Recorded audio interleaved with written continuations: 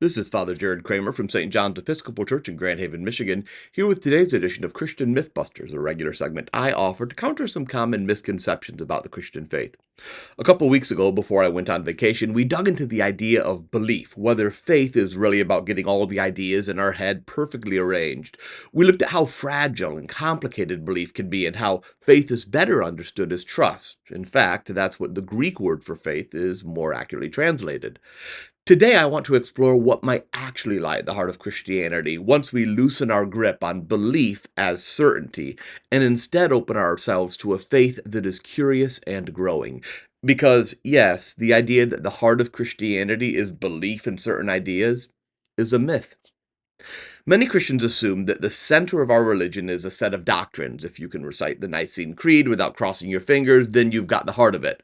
And yes, creeds have their place. They safeguard important truths and keep us grounded in the story of God.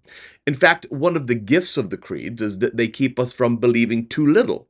Most heresies throughout history haven't been wild inventions, but narrow partial truths. So some early heresies insisted Jesus was so divine that he only seemed to be a human in flesh, or others believed he was a human who was adopted by God at baptism, but not fully divine.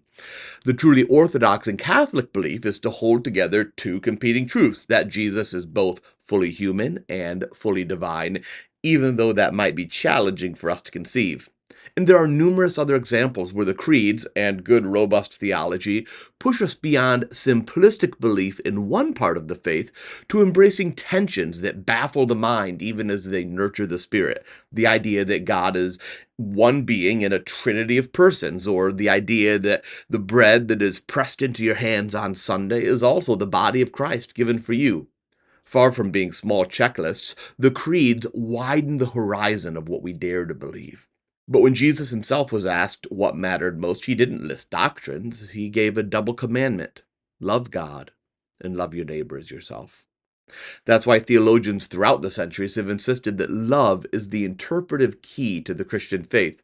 Augustine famously put it this way: if it seems to you that you have understood the divine scriptures or any part of them in such a way that by this understanding you do not build up this twin love of God and neighbor, then you've not understood them.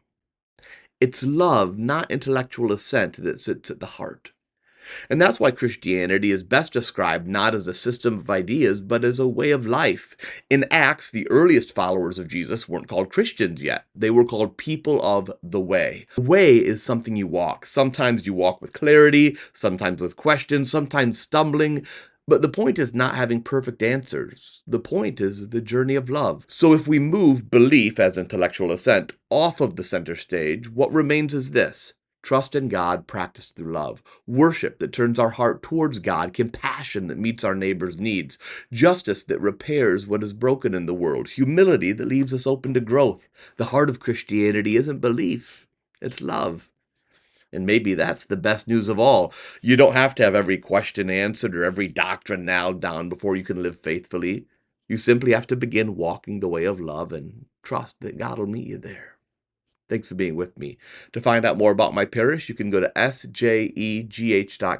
Until next time, remember, protest like Jesus, love recklessly, and live your faith out in a community that accepts you, but also challenges you to be better tomorrow than you are today.